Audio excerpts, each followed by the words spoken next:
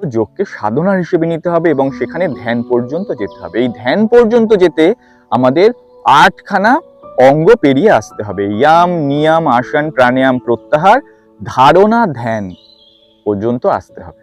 অর্থাৎ এই প্রাণায়ামের পর যখন আমাদের প্রত্যাহার আসবে, প্রত্যাহার আসার পরই আমি কোনো নির্দিষ্ট বিষয়ে ধারণা করতে পারবো। অর্থাৎ আমি একাগ্র করতে পারবো মনকে, মনকে নিয়ন্ত্রণে এনে মনকে কোনো একটা বিষয়ের মধ্যে আমি স্থির করতে পারবো।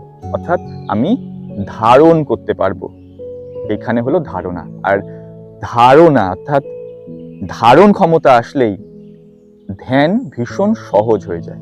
তখন শ্বাসবায়ু প্রাণায়ামের মাধ্যমে সূক্ষ্ম হয়। প্রাণায়াম কি করে? আমাদের অস্থির শ্বাসবায়ুকে স্থির করে।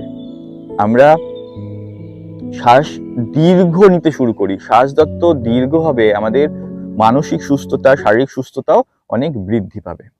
তো শ্বাসবায়ু যখন দীর্ঘ হয়, ধীর হয়, আস্তে আস্তে তা সূক্ষ্ম হয়।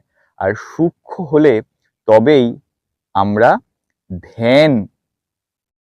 ধ্যানে যেতে পারবো।